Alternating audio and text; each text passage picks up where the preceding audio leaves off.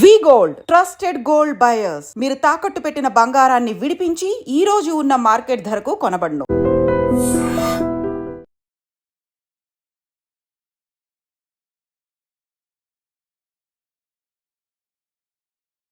Welcome to I dream. Hyderabad లో Gulzar house లో జరిగిన ఘటనకి కారకులు ఎవరు, కారణం ఏంటి? అలాంటి సంఘటనలు ఇకపై జరగకుండా ఉండాలంటే ప్రభుత్వం ఏం చేయాలి, ముఖ్యంగా ప్రజలు ఎలాంటి జాగ్రత్త తీసుకోవాలి అనే విషయం మనతో మాట్లాడడానికి ప్రతాప్ రెడ్డి గారు, రిటైర్డ్ అడిషనల్ డైరెక్టర్ ఫైర్స్, ప్రస్తుతం మనతో లైవ్ లో ఉన్నారు. ఆయన అడిగి చాలా క్లారిటీగా తెలుసుకుందాం. సార్ నమస్తే అండి. సార్, గుల్జార్ హౌస్ లో 17 మంది మృతి, చాలా దారుణమైన సంఘటన. అసలు అటువంటి సంఘటనలు ఇకపై జరగకుండా ఉండాలంటే ఏం చేయాలి? ముఖ్యంగా ఈ సంఘటనకి కారణం ఎలా జరిగిందంటే కాజ్ ఆఫ్ ఫైర్ అని తెలిసింది. ఏ విధంగా కాజ్ ఆఫ్ ఫైర్ వచ్చింది? అంతేకాకుండా అక్కడ ఏమైనా అక్కడ కాన్స్పరెన్సీ ఏమైనా కనిపిస్తుందా? ఇప్పుడు మనకు నిన్న చూసినటువంటి యొక్క మీడియా కథనాల ప్రకారం చూస్తే అది సుమారు 5:30-6 మధ్యలో ప్రమాదం జరిగి ఉంటుంది. అవును, 6:10కి మనకు కాల్ వచ్చిందండి కంట్రోల్ రూమ్ కి. 6:16కి ఎప్పుడో కాల్ వచ్చిందని అంటాం. అవును. అయితే ఇప్పుడు ఈ గ్యాప్లనే మనకు ఎంత నష్టం జరగాలో అంత నష్టం జరిగిపోయింది. జనరల్గా ఇప్పుడు రెసిడెన్షియల్ బిల్డింగ్ అంటే ఏంటిది? మామూలుగా బాల్కనీ ఉంటుంది, స్టేర్ కేస్ పెద్దగా ఉంటుంది, 3 వైపులకెళ్ళి 2 వైపులకెళ్ళి ఓపెన్ వెంటిలేషన్ ఉంటుంది. మరి ఇప్పుడు అక్కడ ఏంటంటే ఇవన్నీ ల్యాబ్స్ ఉన్నవి, ఇవన్నీ లేవు కాబట్టి ఫైర్ ఏదైతే మనకు దాని యొక్క స్ట్రక్చర్ ఎట్లా ఉందంటే రోడ్ వైపు ఏమో గ్రౌండ్+1, గ్రౌండ్లో షాప్స్ ఉన్నవి, ఫస్ట్ ఫ్లోర్లో మళ్ళీ రెసిడెన్షియల్ ఉంది, దానికి ఆనుకునే మళ్ళీ బ్యాక్ సైడ్ G+3, ఆ G+3 G+1 మధ్యలో ఒక చిన్న స్టేర్ కేస్ ఉంది, దానికి దీనికి కలుపుకుంటూ పోయేది. ఈ గ్రౌండ్ లో వెనక వైపు ఏదైతే ఉందో అక్కడ కూడా ఒక 3 రూమ్లు ఉన్నాయని తెలుస్తుంది. దాంట్లో కొంత ఈ వర్కర్స్ పనిచేయడము, పడుకోవడము, కొంత ఇది వాళ్ళ షాపింగ్ సంబంధించినటువంటి యొక్క ఎక్కువ ఈ గ్రాన్యూల్స్ ఉన్నాయి కదా, పీల్స్ సంబంధించినవి, అవి ఏదో మెటీరియల్ అక్కడ ఉన్నట్టున్నది. అక్కడ మనకు ఫైర్ జరిగింది. ఆ ఫైర్ తోటి ఏమైంది, ఒకటేసారి పొగ పైకి వెళ్ళడం జరిగింది. పైకి వెళ్ళిన కొద్దీ వాళ్ళు ఎవరైతే నిద్రలో ఉన్నారో ముందు కొంచెం పెద్దవాళ్ళు గ్రహించి కిందికి వచ్చే ప్రయత్నం చేశారు. గ్రౌండ్ ఫ్లోర్ చేస్తూ ఉంటే ఇది బాగా అతివేగంగా స్మోక్ పైకి వస్తుంది. ఇక కిందికి పోయే పరిస్థితి లేకపోయారు కన్నా వాళ్ళంతా మళ్ళా సెకండ్ ఫ్లోర్ టెర్రస్ చేరడానికి ప్రయత్నం చేసిండ్రు. అక్కడికి పోతే బ్యాడ్ లక్ ఏముంది, అక్కడ కూడా డోరు లాక్ చేసి ఉన్నదట. వాళ్ళు తిరిగి వచ్చేవరకల్లా రాగానే దాంట్లో షేర్ కేసులో కొందరు పడిపోయారు. ఎవరైతే పడుకొని అటు ఇటు లేచి కొంచెం ప్రయత్నం చేస్తున్న పెద్దవాళ్ళు, వాళ్ళు పడిపోయారు. ఇక చిన్న పిల్లలు అయితే చెప్పాల్సిన పని లేదు, వాళ్ళు ఎక్కడ పడుకున్నారో అక్కడే ఈ కార్బన్ డైఆక్సైడ్ ఫస్ట్ వస్తుంది. In the absence of oxygen pressure supply it will become carbon monoxide. Carbon monoxide ఏంటంటే ఒక 15 సెకండ్ల నుంచి 20 సెకండ్లు మనం ఇన్హేల్ చేసినా కొలాప్స్ అయిపోతాం. So this is what I have observed నిన్న జరిగిన సంగతి. మనకు G+3కి పెద్ద టెక్నాలజికల్ సంబంధించిన ఫైర్ ఎక్విప్మెంట్ కూడా అవసరం లేదు. జనరల్గా ఒక వెనకటి నుంచి ఒక ఎక్స్టెన్షన్ ల్యాడర్ వేస్తే కూడా వెళ్ళేటువంటి పరిస్థితి. లేకుంటే వాళ్ళు ఏం చేసిందంటే ఈ బిల్డింగ్ కు ఆ బిల్డింగ్ కు మధ్యలో ఒక డోర్ పెట్టింది, ఏదో ప్యాసేజ్ లోపలికి పోవడానికి. ఆ డోర్ పగలగొట్టి లోపలికి పోయింది. లోపలికి పోయి మళ్ళీ ఆ నుంచి లెఫ్ట్ కు తిరగాలి. అంటే ఈ షాప్ లో నుండి వెనక ఉన్న గ్రౌండ్ ఫ్లోర్ కు మధ్యలో కొంత గ్యాప్ ఉన్నది 1 మీటర్. ఆ 1 మీటర్లో పోయి అక్కడి నుంచి పోవాలంటే కొంచెం ఇబ్బందే జరిగింది. దీనికి వేరే ఎక్విప్మెంట్ అంటూ ఏముండదు. మరి నిన్న ఏదో కొంత పబ్లిక్ కూడా అన్నారు సొఫిస్టికేట్ ఎక్విప్మెంట్ బాగుంటుండే, ఎక్విప్మెంట్ ప్రాబ్లం కాదు ఇది. ఓన్లీ అక్కడున్న బిల్డింగ్ సర్కమస్టెన్సెస్ పెట్టే వాళ్ళు ఇన్మేట్స్ ఇబ్బంది జరిగింది. ఈ ఫైర్ ఫైటింగ్ చేసే వాళ్ళకు కూడా ఇబ్బంది అయింది. 6 బిఎస్ షెడ్స్ వేసుకొని లోపలికి పోయి దాంట్లో మొత్తం 22 మంది ఉన్నారట. 22 మందిలల్లా ఒక్కరు తనకు తాను బయటకు వచ్చాడు. 21 మంది రాలేరు. 21 మందిని వీళ్ళే కదా తీసుకొచ్చింది బయటకు. 21లో 17 మంది దురదృష్టవత్తు వాళ్ళు చనిపోవడం జరిగింది. మిగతా వాళ్ళు 4 హాస్పిటల్ పోయినాక కొద్దిగా ఏదో ఫస్ట్ ఎయిడ్ ఇస్తే వాళ్ళు బాగానే ఉన్నారు. మరి వాళ్ళు చేసే పని వాళ్ళు చేసిండ్రు. దానిలో మనము ఫైర్ డిపార్ట్మెంట్‌ను తప్పుపట్టాల్సినంత అవసరమైతే ఏం రాలేదు. కాకపోతే ఇదొక దురదృష్టం. మనకు నేషనల్ బిల్డింగ్ కోడ్ ఆఫ్ ఇండియాలో ఏ బిల్డింగ్ అయితే నేచురల్ వెంటిలేషన్ ఉండదో ఆ బిల్డింగ్ సిక్ బిల్డింగ్ అంటారు. అనారోగ్యమైన బిల్డింగ్. ఆ బిల్డింగ్‌లో ఎవరున్నా వారికి అనారోగ్యం తప్పదు. ఇది వెనకటి నుంచి కూడా మన తాతలు ముత్తాతలు చెప్తురు. కానీ ఇప్పుడు కూడా ఎన్బిసిలో రాస్తున్నది అది. మంచి ప్రాపర్ వెంటిలేషన్ ఉన్న బిల్డింగ్ మంచి బిల్డింగ్. దాంట్లో ఉండేటువంటి వ్యక్తులు ఆరోగ్యంగా ఉంటారని రాసి ఉన్నది. మరి నేచురల్ వెంటిలేషన్ లేదు కాబట్టి అదొక ఇది జరిగింది. ఇక ముందు ఏం ఎలాంటి చర్యలు తీసుకోవాలి కన్నా ముందు కాజ్ ఆఫ్ ఫైర్ అని తెలిసిందండి? ఎలక్ట్రిక్ షార్ట్ సర్క్యూటా లేదంటే ఏమైనా సిగరెట్ తాగితే జరిగిందా? ఇదైతే షార్ట్ సర్క్యూట్ అనే అంటుండ్రు. ఉమ్. కానీ ఈ బ్లూ పార్టీ వాళ్ళంతా శాంపిల్స్ తీస్తున్నారు కాబట్టి ఒక 2-3 డేస్ లో మనకు కరెక్ట్ వచ్చేస్తుంది. బట్ ప్రాథమికంగా మాత్రం ఇది షార్ట్ సర్క్యూట్. సార్, మీకున్న ఇన్ఫర్మేషన్ ప్రకారం ఇప్పుడు టెంపరీగా అదేమైనా కాన్స్పరసీ ఏమైనా కనిపిస్తుందా అక్కడ? ఏమంటారు? కాన్స్పరసీ ఏమైనా కనిపిస్తుందా? అంటే నాకైతే అట్లా అనిపించలేదు. ఎందుకంటే అక్కడ ఫైర్ లోడ్ ఉంది. ఫైర్ లోడ్ తోటి స్మోక్ థిక్గా పైకి పోయింది. ఎక్కడ మనకు వెంటిలేషన్ లేదు కాబట్టి అది ఫాస్ట్గా స్ప్రెడ్ అవుతూ పోయింది. కానీ ఫాస్ట్ స్ప్రెడ్ తోటే కొంచెం కాన్స్పిరసీ అని అంటుండు. కానీ నా వరకైతే నా పర్సనల్ ఒపీనియన్ అయితే అది ఉండకపోవచ్చు. ఓకే సార్, అటువంటి బిల్డింగ్లు హైదరాబాద్లో తో పాటు చాలా ప్రాంతాలు ఉన్నాయి. ఇటువంటి బిల్డింగ్లు ఎప్పటి నుంచి కూడా మీ నోటీస్ ఇచ్చారు? ఎన్ఓసి అంటే కొత్త బిల్డింగ్ అంటే ఎన్ఓసి కావాలి. పాత బిల్డింగ్లు కాబట్టి దీన్ని మీరు కేటగిరీగా డివైడ్ చేసుకుంటూ దీనికి ఏమైనా నోటీస్ ఇచ్చారా?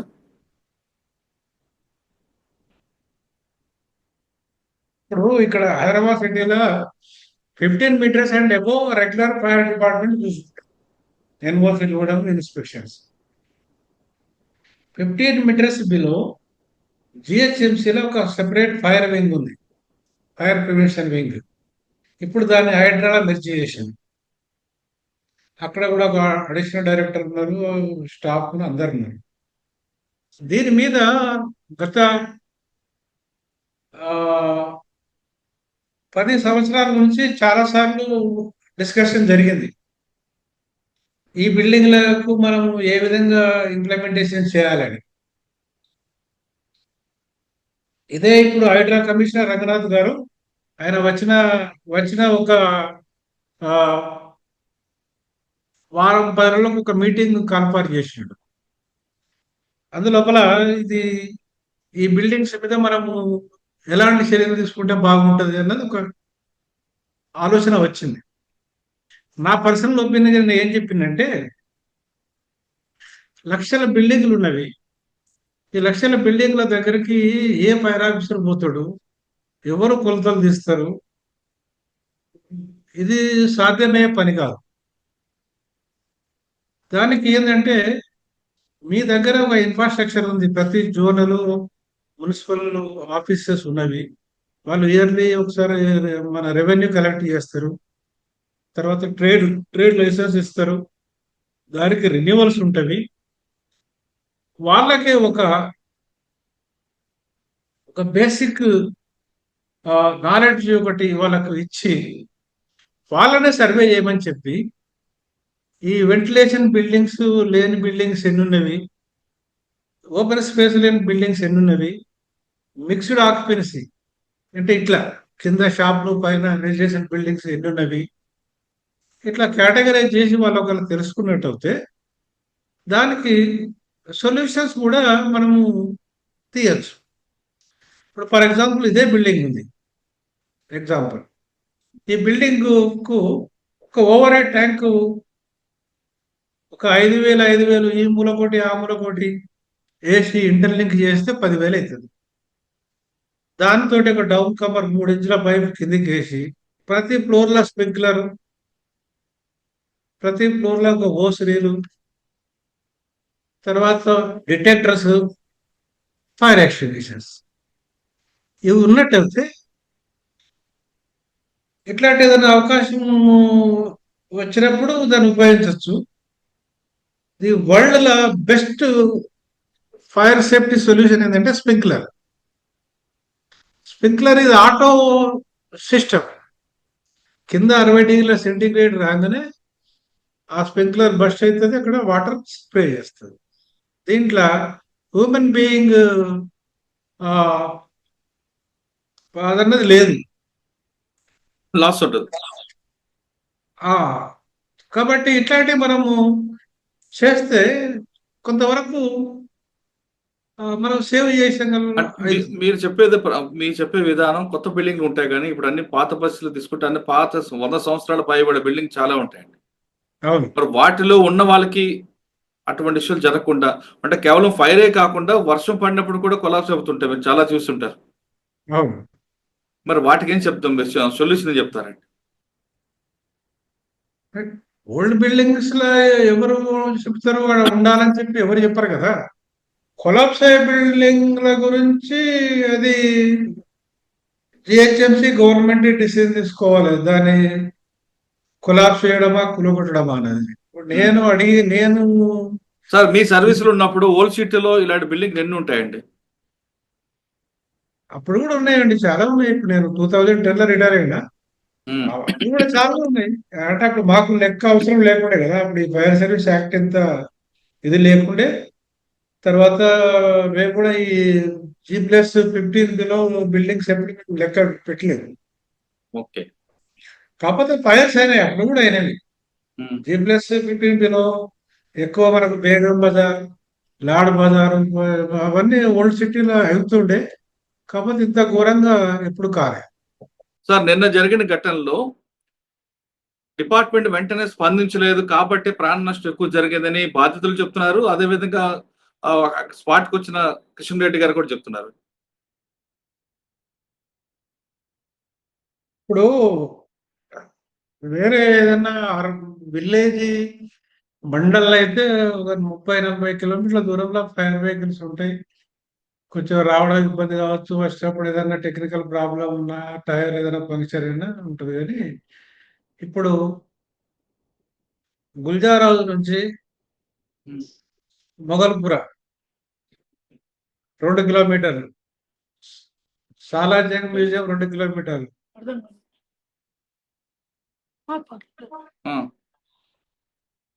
హైకోర్టు 2 కిలోమీటర్లు. ఇప్పుడు ఆల్మోస్ట్ 5 ఫైర్ స్టేషన్లు వితిన్ 2 కిలోమీటర్స్ మధ్యనే ఉన్నాయి. పక్కన మొగల్పూర్ ఒకటి ఉంది కదండి. Moghalpura, Salar Jung museum, Gowliguda, high court. ఇప్పుడు ఒక బండి ఏదన్నా పొరపాటులో వచ్చినప్పుడు ఏదైనా అయినా కానీ ఆల్టర్నేటివ్ వెహికల్స్ అయితే అరేంజ్ చేస్తారు కదా. వాళ్ళు పబ్లిక్ నుంచి ఫైర్ కంట్రోల్ రూమ్ లో ఒక నార్మ్ ఉంది. ఒకటేసారి 20 కాల్స్ ల్యాండ్ అయినాయి అనుకోండి జనాల నుంచి, ఇప్పుడు అర్థమైపోతుంది డ్యూటీ ఆఫీసర్ ఇదేదో సివియర్ పదని చెప్పి వాళ్ళు చేయడమే. మొగల్పుర ఉండి గౌలు కూడా 2 పంపించాడు పేపర్ న్యూస్ ప్రకారం. సరే, ఇప్పుడు వెహికల్ రావడం ఉన్నది లేటు అంటే ఒకరంటారు యాజ్ పర్ పేపర్ న్యూస్ ఒక బండ్లే నీళ్ళే లేవంటారు. మరి ఒక బండ్లు లేకపోతే మిగతా బండ్లు ఉన్నాయి కదా స్పాట్ మీదకి వచ్చినాయి. ఫస్ట్ టర్న్అవుట్ లో 2, ఒక 4 నిమిషాల గ్యాప్ లో మళ్ళీ ఒక 2, తర్వాత మొత్తం 10 ఫైర్ వెహికల్స్ వచ్చినాయి. అంటే ఒక బండిలో వాటర్ లేకపోయినా ఇంకో బండి వచ్చేసరికి ఆ టైం సరిపోదు కదా, టైం అంతా వేస్ట్ అయింది కదా. ఇప్పుడు నాకున్న ఇన్ఫర్మేషన్ ఏమున్నదంటే ఉమ్, మొగల్పుర వెహికల్ వచ్చింది. ఉమ్, వచ్చిన తర్వాత అక్కడ ఒక ఆ, ఇదేమిటంటే ఉమ్, ఏదైతే బిల్డింగ్లకి వెళ్ళి పొగ మనకు బయట కనపడుతుందో ఆ పక్క ఈ పక్క వాళ్ళ బిల్డింగ్ జనాలు వచ్చి ఈ పైపును వాళ్ళే లాక్కపోయారు. ఉమ్, ఉమ్. లాక్కపోయి వాళ్ళ బిల్డింగ్ పైపు కొట్టుకునే ప్రయత్నం చేశారు. ఓ. ఇప్పుడు దీంట్లో ఈ పబ్లిక్ పెరుగులాటలనే సరిపోయింది ఈ ఫైర్ సిబ్బందికి. అచ్చా. దాంట్లోనే కొన్ని నీళ్లు లాస్ అయి ఉండొచ్చు బహుశా. సార్ ఆక్సిజన్ తీసుకురాలేదని ఎలిగేషన్ ఒకటి వచ్చిందండి. ఏమండి, ఆక్సిజన్ తీసుకురాలేదని. మనకు బ్రీతింగ్ ఆపరేటర్ షెడ్స్ లేకపోతే వాళ్ళు లోపలికి ఎట్లా పోతారు? ఇంతమంది 21 మందిని ఎట్లా బయట తీసుకొచ్చారు? ఉమ్, ఆ, ప్రతి బండ్లే it is a mandatory. 2 BS sheds ఉంటాయి. ఓకే. 2 బిఎస్ షెడ్స్ కంపల్సరీ ప్రతి వెహికల్ లో ఉంటాయి. ఉమ్, ఆ, ఒకవేళ వచ్చిన తర్వాత ఏదైనా చిన్న చిన్న ఫైర్ అయితే స్టాఫ్ వేసుకోకపోతారు. ఆ, అది వేరే సంగతి. కానీ ఇప్పుడు అక్కడికి వచ్చిన తర్వాత అంత పెద్ద పొగ చూసి వాళ్ళు లోపలికి వెళ్ళి చూసేపోవటానికి వీలు లేదు. వాళ్ళ దగ్గర బిఎస్ సెట్స్ ఉన్నవి, వేసుకున్నారు. ఈ టోటల్ 21 మందిని వాళ్ళే బయట తీసుకొచ్చారు. మరి ఉమ్, బిఎస్ సెట్ లేకపోతే ఉమ్. మరి వాళ్ళు ఎట్లా బయట తీసుకొస్తారు? దాంట్లో ఇప్పుడు అవును. Divisional fire officer, area fire officer Gouli కూడా ఉమ్, ఆయన కూడా కొంత సఫకేషన్ అయ్యిండు. ఆ బిఎస్ సెట్ లో ఏదో కంప్లీట్ గా ఆక్సిజన్ అయిపోయిందో లేకుంటే ఆయన కొద్దిగా అలసట చెంది ఫేస్ మాస్క్ తీసి ఆ కొంత ఫ్రెష్ ఎయిర్ కొరకు టెర్రస్ పోయి ఏదైనా ప్రయత్నం చేసి ఉండే మొత్తానికి ఆయన కూడా కొంత ఇదయ్యండు. మళ్ళీ హాస్పిటల్ కనుక 1 అవర్ తర్వాత మళ్ళీ రికవర్ అయ్యండు. మళ్ళీ ఆయన రెజ్యూమ్ అయినట్టుగా తెలిసింది డ్యూటీ. ఆ అంత పబ్లిక్ అన్నంతనైతే నాకు నిజం అవపడతలేదు. నీళ్లు లేక బండి రావడం అన్నది, ఉమ్. వచ్చిన వాళ్ళ దగ్గర బిఎస్ షీట్స్ లేవన్నది కూడా కొంత ఈ పబ్లిక్ ఆతృత. బ్రదర్. ఇప్పుడు రాగానే ఏదో చేస్తారు అంటే ముందు మనకు కళ్ళతోటి అవపడాలి కదా. అవును. యాక్సెస్ లోపలికి పోవాలంటే ఏంది? ఇప్పుడు వీరుల పాప ఏం చేసిందో వెనక దిక్కుకెళ్ళి పోయి ఉమ్, ఒక గోడను పగలగొట్టింది. ఉమ్, ఉమ్. ఒక గోడను పగలగొట్టిన తర్వాత కొంత పొగ బయటకు పోయినాక అప్పుడు కొంత పని స్టార్ట్ అయింది. ఇవన్నీ ప్రాక్టికల్ డిఫికల్టీస్ ఉన్నవి. అదేం లేదు. ఇప్పుడు ఇప్పటికైనా కానీ ఇప్పుడు హైడ్రా కానీ గవర్నమెంట్ కానీ ట్రెజర్ ఫైర్ డిపార్ట్మెంట్ కానీ ఈ మున్సిపల్ సిబ్బంది మీద కొంత రెస్పాన్సిబిలిటీస్ పెట్టి ప్రతి బిల్డింగ్ సర్వే చేసి ఇది మిక్స్డ్ ఆక్యుపెన్సీ, ఇది అపార్ట్మెంట్స్ ప్లస్ ఇది అని ఇట్లా కేటగరైజ్ చేసి ఇప్పుడు ఇందాక మనం డిస్కస్ చేసినట్టు పెద్ద ఖర్చు కూడా ఏముంటది, ఏం కాదు. ఉమ్, 5,000 10,000 లీటర్లు, లేకుంటే మరీ ఓల్డ్ బిల్డింగ్ అయితే 5,000 లీటర్లు అయితే కానీ దాంతో కొంత పైప్ వేసి ఓసరీలు, మళ్ళీ ఓసరీలు అంటే మనసులే ఆపరేట్ చేయాలి. ఉమ్. దానికన్నా బదులు ఒక స్ప్రింక్లర్ సిస్టమ్ పెట్టుకున్నట్టయితే మనకు స్ప్రింక్లర్ స్ప్రే వల్ల 2 లాభాలు. ఒకటి మంట లేకున్నా పొగ ఉన్నా పొగ డైల్యూట్ అయిపోతుంది. ఉమ్. పొగ డైల్యూట్ అయిపోతుంది. అట్లీస్ట్ కొంత బ్రీతేబుల్ అట్మాస్ఫియర్ ఉంటుంది. రెండవది ఎక్కడైతే మంట ఉంటుందో అక్కడ ఆరిపోయే అవకాశం ఉంటుంది. ఇలాంటివి మనం సజెషన్ చేసి వాళ్ళతోని మనము పెట్టించుకోవడమో లేకపోతే కొంత సబ్సిడీ ఇచ్చి ఏదైనా చేస్తే బాగుంటుంది. మీరు అన్నట్టు ఒక మోర్ దెన్ 75-100 ఇయర్స్ అయితే వేరే వాళ్ళు ఒక it is not fit for occupation అంటే దాన్ని డిమాలిష్ చేయాలి. ఏదైతే బిల్డింగ్ లో ఉండాలనుకున్నారో ఈ సిస్టమ్స్ పెడితే బాగానే ఉంటుంది. ఓకే. అట్లీస్ట్ సార్ ఫైనల్ గా చెప్పండి, గవర్నమెంట్ వైపు నుంచి కాకుండా ప్రజలు ఎలాంటి జాగ్రత్త తీసుకోవాలి? ప్రజలు అంటే ఒకవేళ తెల్లవారుజాము జరిగింది అనుకోండి, వాళ్ళు పానిక్ అవ్వాలా, లేదా భయపడి పారిపోవాలా, లేదా ఉన్న దాంట్లో జాగ్రత్తగా వస్తే స్టేర్ కేస్ మీదకి వెళ్ళిపోవడం, కొంతమంది లిఫ్ట్ లో రావడం చేస్తుంటారు. జనరల్ గా ఏమిటంటే ఫైర్ అన్నది చూడగానే జర ప్యానిక్ క్రియేట్ అవుతుంది, తప్పదు.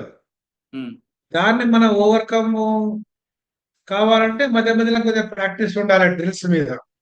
ఉమ్, ఫైర్ డ్రిల్ ప్రాక్టీస్ చేస్తేనే ఈ ప్యానిక్ అనేది పోతుంది. ఉమ్, తర్వాత ఇప్పుడు నిన్న వాళ్ళు పాపం ప్రయత్నం చేసారు, పైకి పోవడానికి ప్రయత్నం చేశారు. ఉమ్, ఇప్పుడు నిన్న ఇంకొకటి మురళీధర్ గారు, నిన్న ఇదే టైంలో మన పహాడీ షరీఫ్ ఎక్కడ ఒక ఫైర్ అయింది G+3లో. ఉమ్, అక్కడ కూడా మంట వస్తే అది ఫస్ట్ ఫ్లోర్ లో ఉన్న వాళ్ళంతా అపార్ట్మెంట్లంతా టెర్రస్ మీద పోయారు. ఉమ్, ఫైర్ వెహికల్ వెనక ల్యాడర్ వేసారు, మొత్తం 45 మంది దిగి వచ్చింది. ఉమ్, సేమ్ ఇదే టైంలో ఆల్మోస్ట్. ఇది ఉమ్, మార్నింగ్ 6 గంటల కంటే 9 గంటలకి.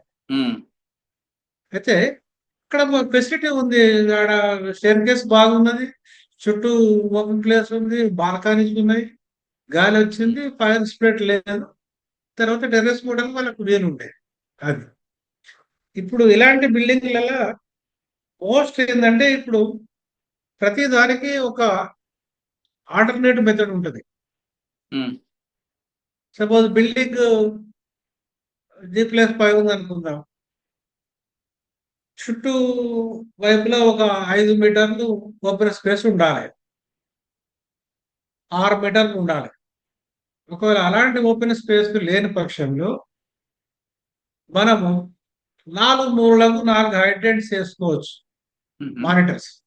ఉమ్, ఆ మానిటర్ ఏంటంటే డైరెక్ట్ మనకు 80 ఫీట్ల వర్టికల్ హైట్ వాటర్ మనకు స్ప్రే చేస్తుంది. ఓ, అది ఒక ఆల్టర్నేటివ్. ఉమ్, ఇప్పుడు మనం రెండవది అనుకున్నది స్ప్రింక్లర్స్. స్ప్రింక్లర్స్ అనేది only 15 metres above commercial building కే ఉన్నది స్ప్రింక్లర్స్. రెసిడెన్షియల్ బిల్డింగ్స్ కూడా లేదు. ఉమ్, ఎందుకంటే వాళ్ళకు ఆడ మార్కారీస్ ఉంటాయి, ఇవి ఉంటాయి కాబట్టి వాళ్ళకి ఎగ్జామ్షన్ ఇచ్చారు. కానీ ఎలాంటి critical buildings once it is identified, open ventilation లేదు, స్టెయిర్ కేస్ చిన్నగా ఉన్నది ఉమ్, అన్నప్పుడు మనం స్ప్రింక్లర్స్ సజెస్ట్ చేయడం మంచిది. వాళ్ళు కూడా స్ప్రింక్లర్స్ పెట్టుకుంటే బాగుంటుంది. ఉమ్, తర్వాత ఫైర్ అన్నది 3 స్టేజీలు. ఒకటి ఇగ్నిషన్, అక్కడ ఎలక్ట్రికల్ షార్ట్ సర్క్యూట్ జరిగింది, ఆ వైర్ కాలుతా ఉన్నది, దాంతో పాటు దగ్గర ఉన్న పేపర్ ఏదో కాలుతా ఉంది, అది ఇగ్నిషన్ టెంపరేచర్ అంటారు. దాన్ని చూసి ఎప్పుడే ఫైర్ ఎక్స్టింగ్విషర్ దగ్గర ఉన్నట్టయితే దాన్ని ఆర్పుకుంటే అక్కడతోటి అయిపోతుంది. ఒకవేళ దాన్ని మనం చూసిన మన దగ్గర ఆలోచన రాకున్నా, ఎక్విప్మెంట్ లేకున్నా, అది ఏమవుతుంది, స్ప్రెడ్ అవుతుంది. ఉమ్, స్ప్రెడ్ పక్కపొట్టి సోఫా ఉంటది, ఇంకేదో క్లాత్స్ ఉంటాయి, మంచాలు ఉంటాయి. అది ఒక 3-4 మీటర్లు స్ప్రెడ్ అయిపోయిందంటే అది దానంతట అదే స్ప్రెడ్ అయిపోతా ఉంటది. ఉమ్, దాన్ని ఆటో ఇగ్నిషన్ అంటారు. ఉమ్, ఆటో ఇగ్నిషన్ అంటే ఓటుకోటి ఇగ్నిషన్ ఇచ్చుకుంటూ పోతా ఉంటుంది ముందుకు ఫైర్. అదే. ఉమ్, అలాంటప్పుడు ఈ ఫైర్ ఎక్స్టింగ్విషర్ పనిచేయదు. ఉమ్, అప్పుడు మనం బిల్డింగ్ లో ఉన్న ఓసరీలు కానీ, హైడ్రెంట్ కానీ, లేదా ఈ ఆటోమేటిక్ స్ప్రింక్లర్స్ ఉన్నా కానీ వీటి ద్వారా మనం ఒకవేళ అవి ఏవి లేవనుకోండి అప్పుడు. ఏమి లేకపోతే మనకు 3 బేసిక్స్ ఉన్నాయి కదా. ఏదైనా ఫైర్ అయిందనుకోండి, దానికి గాలి ఆడకుండా చేయాలి. గాలి ఆడకుండా చేయాలంటే ఏదైనా ఒక బ్లాంకెటో, చెద్దరో, అదో ఏదో నీళ్ళలో ముంచి దాని మీద కప్పేయాలి. ఓకే. కప్పేస్తే ఆడికి కొంత ఒక 2-3 సెకండ్లు గాలి ఆడకుంటే ఫైర్ ఆగిపోతుంది. సరే, అప్పుడు ఆలోచన లేకున్నా కానీ ఏదైనా ఒక గట్టి వస్తువు తోటి ఇట్లా బీట్ చేసిన ఎవ్రీ బీట్ 1 సెకండ్, 2 సెకండ్స్, ఆ 2 సెకండ్స్ లో కూడా గాలి అన్నది ఆ తగులదు, అట్లా కూడా ఆరిపోయే అవకాశం ఉంటుంది. ఇక మూడవది ఏంటంటే ఈ 2 ఆలోచనలు రాకుండా ఎక్కడైతే పంట స్టార్ట్ అయిందో దాని చుట్టూ 1 మీటరు వదిలిపెట్టు. మిగతా వస్తువులు ఏదైనా ఉంటే, మంచం కానీ, సోఫా కానీ, కుర్చీలు కానీ, ఇంకేదైనా ఉంటే అక్కడ నుంచి ఆ పువ్వులంతా మొత్తం తొలగించాలి. ఉమ్, తొలగిస్తే ఏమవుతుంది, మనం ఈ పని చేసే లోపల అది అంతవరకు స్ప్రెడ్ అవుతుంది. ఫర్దర్ కంటిన్యూటీ లేకపోవట్ల అది అక్కడే ఆగిపోతుంది. ఇదొక టెక్నిక్. ఇట్లా కొన్ని మనము వీటికి కూడా కొంత ట్రైనింగ్ ఇవ్వాల్సి ఉంటుంది ఇన్మేట్స్. ఊరికే మనం అనుకుంటే రాదు. అవును. మన ఇది మన జిహెచ్ఎంసీ నుంచి కానీ, రెగ్యులర్ డిపార్ట్మెంట్ నుంచి కానీ, ఉమ్, సివిల్ డిఫెన్స్ ఒక వింగ్ ఉన్నది హైదరాబాద్ సిటీలో. వారు కానీ కావాలంటే చాలా మంది వాలంటీర్స్ వస్తారు.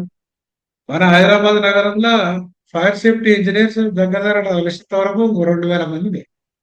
ఉమ్, ప్రతి ఐటీ కంపెనీలో ఫైర్ సేఫ్టీ ఆఫీసర్ ఉన్నాడు. ప్రతి మాల్లో ఉన్నారు. ప్రతి వాడలో ఉంటారు. ఏదైనా ఒక గవర్నమెంట్ అడిగినట్టయితే వాలంటీర్స్ చాలా మంది వస్తారు. మా రిటైర్మెంట్ ఆఫీసర్స్ కూడా దగ్గర ఒక 100 మంది దాకా ఉన్నారు సిటీలో. ఉమ్. అయితే ఏదైనా ఒకటి మోటివేషన్ చేసి మనం ఆర్గనైజ్ చేసినట్టు అయితే కొంతవరకు మనము చేయొచ్చు. ఒక న్యూస్ ఏదంటే మనకు ఈ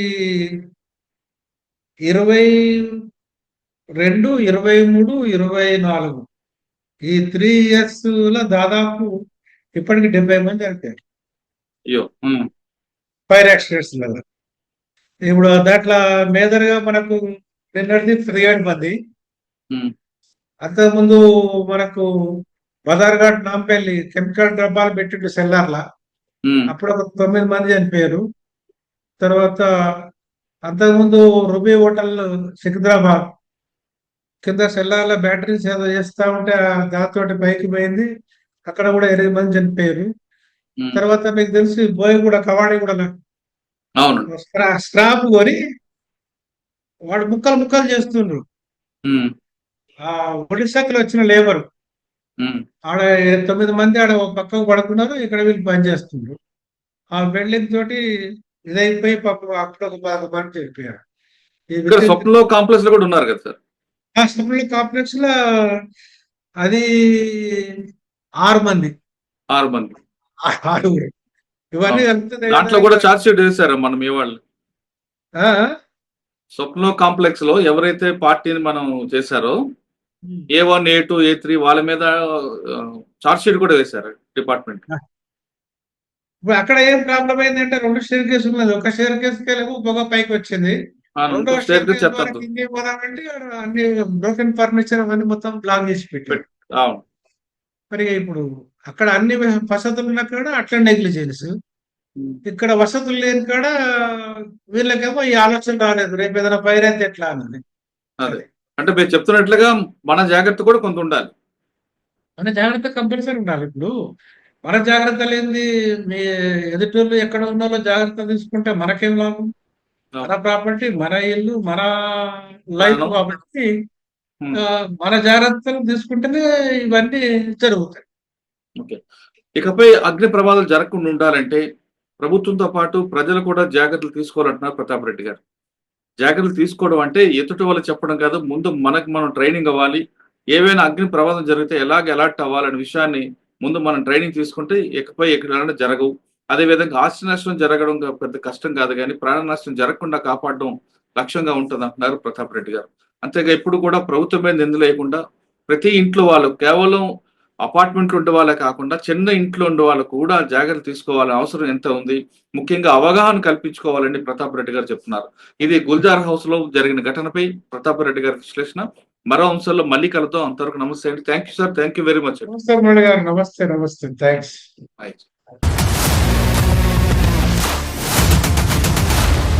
iDreams, this police diaries is something very, very valuable towards that. I must really appreciate Murali, your insights. iDreams founder and CEO చిన్న వాసుదేవ్ రెడ్డి గారితో మురళీధర్ క్రైమ్ స్టోరీస్ చాలా ఫేమస్ అయిపోయినావు.